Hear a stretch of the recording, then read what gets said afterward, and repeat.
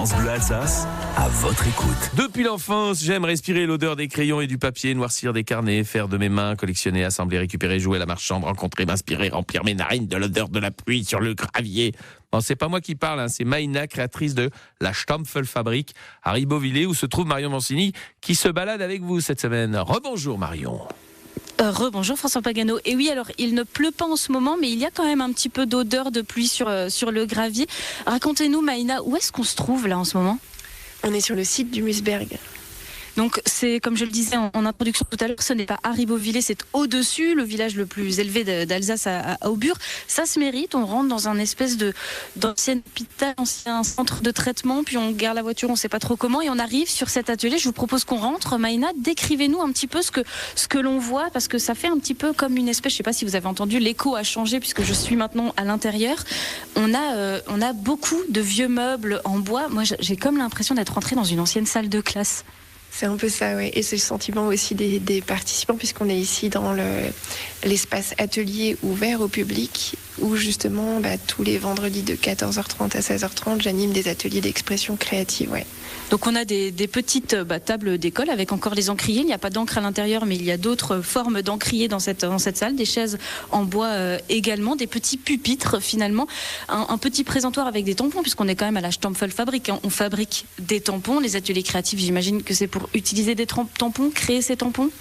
C'est ça, oui, exactement. Et puis il y a énormément de choses en fait qu'on peut justement réaliser avec ces outils-là. Et notre chance aujourd'hui, c'est qu'on ne va pas aller uniquement à l'espace accessible au public. On va traverser un petit couloir, 2 portes, et se retrouver cette fois-ci dans l'espace de création. Moins de pupitres, toujours autant de meubles, de bric-à-brac, puisque ça fait vraiment partie de l'ambiance ici, d'être dans quelque chose avec beaucoup de récup, je crois. Mais c'est ici votre espace de travail, Maïna. Oui, exactement. Et en fait, dans tout mon travail, je m'inscris dans la préservation du patrimoine, qui soit artistique pour les collections. Patrimoine bâti aussi, on en a parlé tout à l'heure pour le site dans lequel j'ai mon atelier, et puis vivant pour les techniques de fabrication avec lesquelles je fabrique mes outils. Ouais. Ça, ce sont les éléments qui amènent à fabriquer des tampons. On discutera ensuite de pourquoi un tampon aujourd'hui. Mais Maïna, François, vous l'expliquiez en introduction. C'est finalement votre passion que vous avez transformée en métier.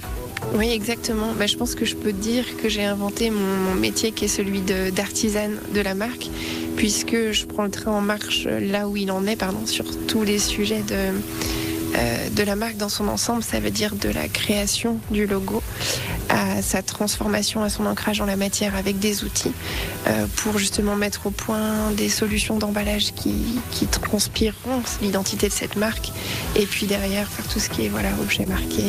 Et ça donne notamment des tampons dont on va pouvoir parler et décrire un tout petit peu plus dans quelques minutes sur France Bleu Alsace. France Bleu Alsace, 9h-10h, à votre écoute. François Pagano. Ah, moi j'ai envie d'avoir un tampon encreur personnalisé. Eh bien, j'ai le lieu pour cela. Ça se passe à Aubure, plus exactement, pas loin de Ribeauvillé. Eh bien, ça tombe bien puisque Marion Mancini en balade là-haut pour nous faire découvrir la Stampfelfabrik. Marion ? Exactement, je suis toujours avec Maïna. Elle me faisait une jolie démonstration de l'interchangeabilité des tampons, parce qu'on peut se dire aujourd'hui, en 2024, quand on a tous les outils informatiques pour imprimer sur à peu près n'importe quel support, à quoi sert un tampon ? Pourquoi un tampon ? Et je sais que vous avez forcément la réponse, Maïna. Oui, et la réponse, en fait, elle se vit et elle se lit sur le visage, en fait, de toutes les personnes qui viennent à moi. Et c'est celle de l'émerveillement, en fait, de ce que le geste peut créer quand on le fait pour braver la feuille blanche, et de la satisfaction, en fait, intérieure que ça produit. Et c'est tellement communicant, en fait, que ça va bien au-delà de la personne qui le fait, et que voilà... il y a quelque chose de contagieux dans le sens très positif du terme, en fait. Il est impossible de taper un tampon contre une feuille et de ne pas sourire, c'est un peu ça. Oui, effectivement, c'est quelque chose qu'on m'a déjà dit, et ça c'est très puissant, parce que c'est juste une énergie hyper bénéfique, et donc quand en plus de ça on y rajoute une dimension pratique, c'est-à-dire qu'on se fait du bien en le faisant, mais en plus on va par exemple tamponner un sac, c'est-à-dire faire une économie d'à peu près 20 centimes par geste, hein, c'est ce qu'on fait quand code, du coup, on marque un sac avec un logo, un sac de vente à emporter. Et puis en plus de ça, le sac devient vecteur de publicité. Et donc du coup, c'est d'une pierre deux coups. Et il y a encore plein d'autres bienfaits. Donc c'est ça qui est chouette, quoi. Ça, c'est pour les entreprises. Mais je sais que vous avez aussi tout un pendant dans la Stampfelfabrik qui est aussi peut-être plus adressé aux particuliers, que ce soit dans vos collections ou dans la capacité aussi pour les particuliers de faire quelque chose de totalement personnalisé dans leur tampon. Oui, alors souvent je simplifie, je dis qu'il n'y a pas forcément de professionnels ou de particuliers, je dis qu'il y a surtout des passionnés en fait. Et c'est avec ces personnes-là qu'on se comprend bien. Et effectivement, là, ils vont trouver chaussures à leurs pieds, que ce soit dans mes collections. Ça veut dire, c'est pas du sur-mesure, mais ça va être des capsules ou des lignes, on va dire, artistiques avec des diffusions relativement faibles qui sont disponibles sur mon site internet. Ou alors effectivement du sur-mesure selon leur logo, ou alors selon leurs souhaits, c'est-à-dire que là je fais même le visuel, ouais. Alors pour comprendre un petit peu plus l'intérêt de cette Stampfelfabrik et puis surtout comprendre comment se fabrique un tampon, puisque c'est dans le titre, eh bien on va faire les étapes de création d'un tampon d'ici quelques petites minutes, François. Ah oui, je veux savoir comment ça se passe, la Stampfelfabrik du côté de Ribeauvillé, à Aubure plus exactement. On découvre tout cela avec Marion Mancini en balade aujourd'hui sur France Bleu Alsace. France Bleu Alsace, 9h-10h, à votre écoute. Et on rejoint Marion Mancini parce qu'elle se lance dans la fabrication d'un tampon encreur. Et comme c'est compliqué quand même, parce qu'il faut avoir déjà l'idée, et puis après il faut se dire, alors il y a du sur-mesure qu'on propose à la Stampfelfabrik à Aubure, mais pas que, Marion Mancini.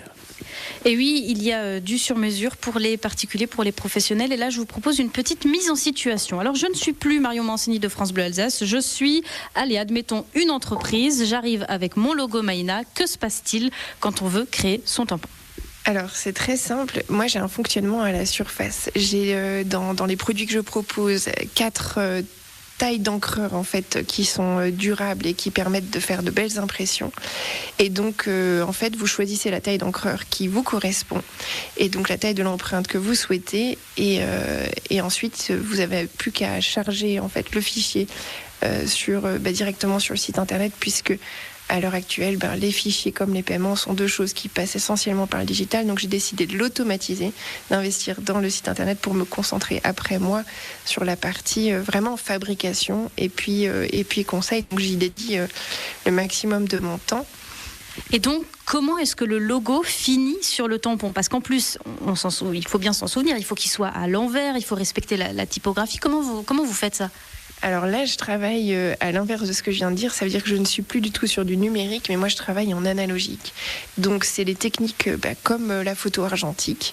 C'est-à-dire que c'est la lumière qui va travailler pour moi, là où je lui demande de travailler. Effectivement, je vais lui demander de passer exactement, suivre par exemple la typo, les contours, les dessins.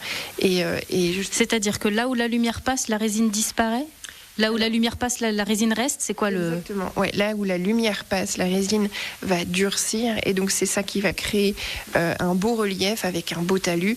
Et ma spécificité, c'est d'aller fort à la fois dans les grandes dimensions, c'est-à-dire que là par exemple, le tampon qu'on a sous les yeux, c'est un format A5, donc une feuille A4 pliée en 2, et aussi dans les grands niveaux de détail avec beaucoup de finesse et puis de choses comme ça. Est-ce qu'on l'inscrirait pas sur ce sac, ce tampon ? Alors il faut donc... Voilà, donc c'est au son qu'on sait si le geste est bon, puisque le but c'est de vraiment tambouriner sur l'encreur et derrière en fait appliquer en fait le... Voilà. On appuie très très fort. Alors là, c'est particulier parce que j'ai pris justement le plus grand format qui est un format A5 et donc en fait je l'ai appliqué sur le sac Craft. Là il s'agit d'un tampon pour Yamas, donc les Pita à Strasbourg, quelqu'un de passionné aussi qui a croisé mon chemin et qui du coup va comme ça pouvoir estampiller tous les sacs de la boutique. Alors la particularité c'est qu'elle fera ça sur des sacs Craft et certainement aussi sur des tote bags.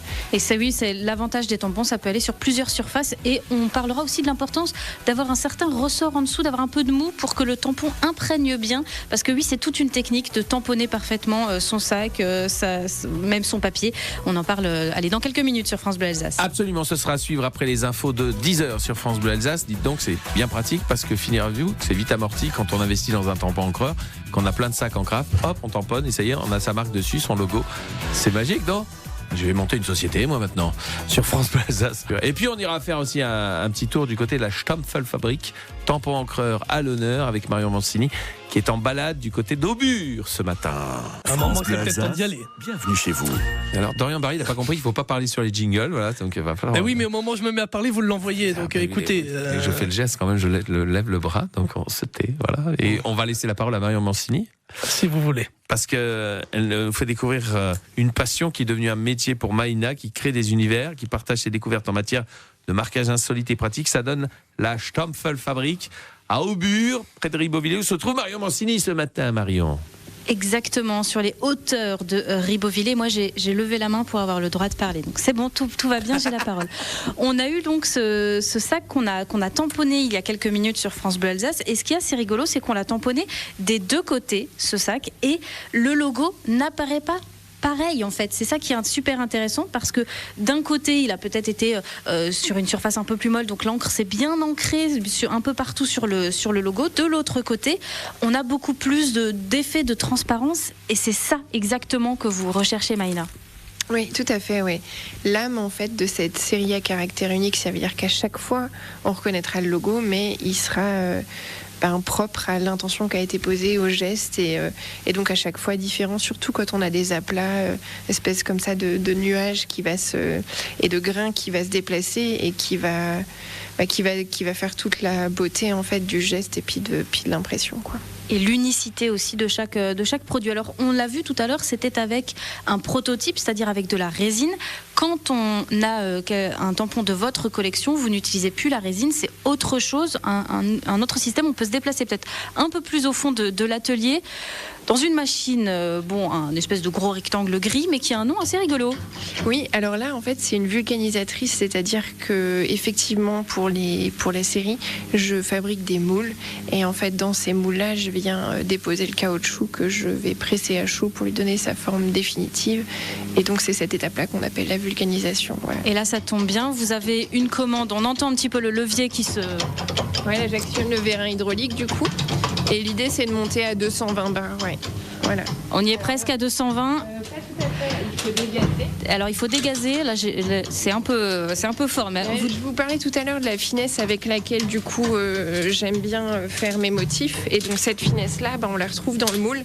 Et c'est ce qui fait que je dois dégazer, donc retirer littéralement le gaz et les bulles qui viennent se placer en fait, ou qui peuvent se placer. C'est du sport, hein. Vous y êtes à deux mains là pour actionner le levier. Là on est à 220. Hop, je lance le chrono et puis on va laisser du coup comme ça sous pression à chaud.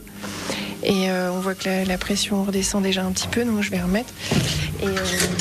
Et après, évidemment, sort de cette machine, de cette vulcanisatrice,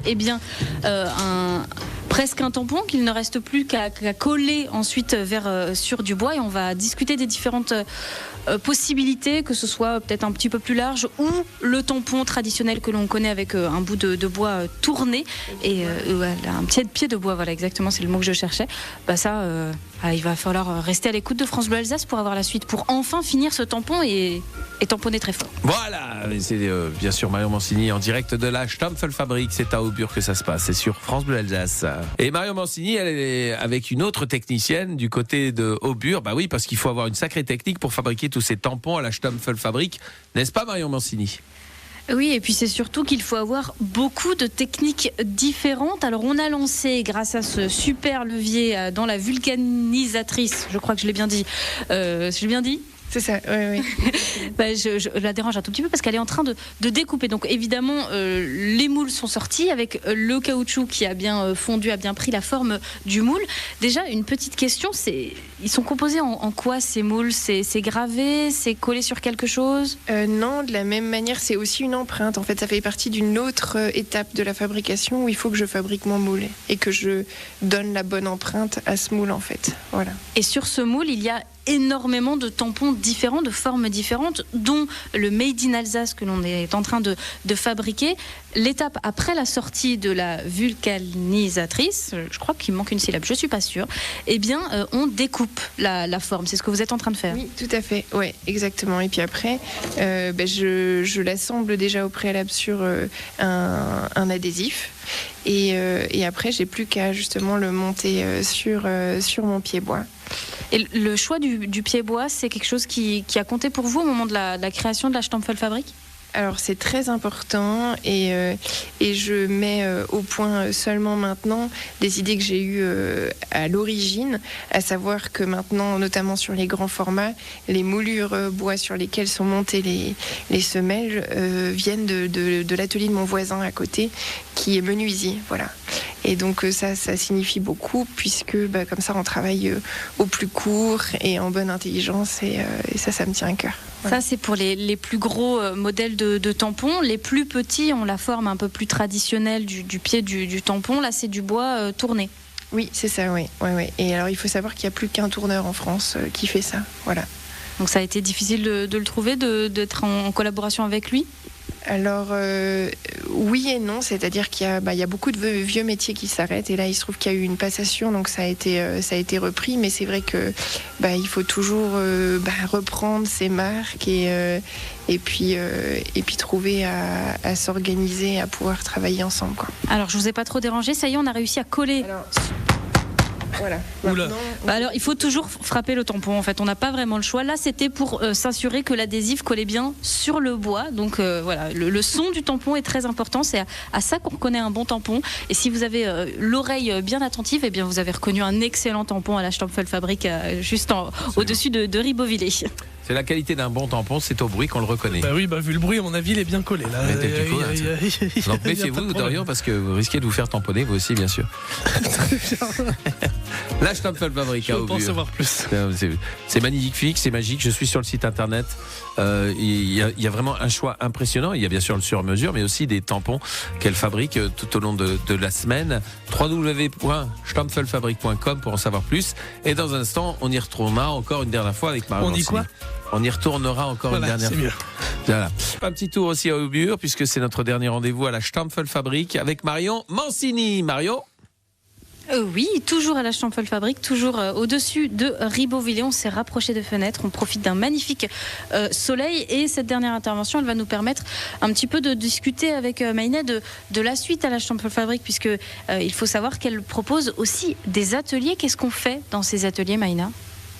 Toutes sortes de choses, mais je dirais que le but c'est de créer pour repartir avec quelque chose de concret qu'on a façonné et surtout de savourer en fait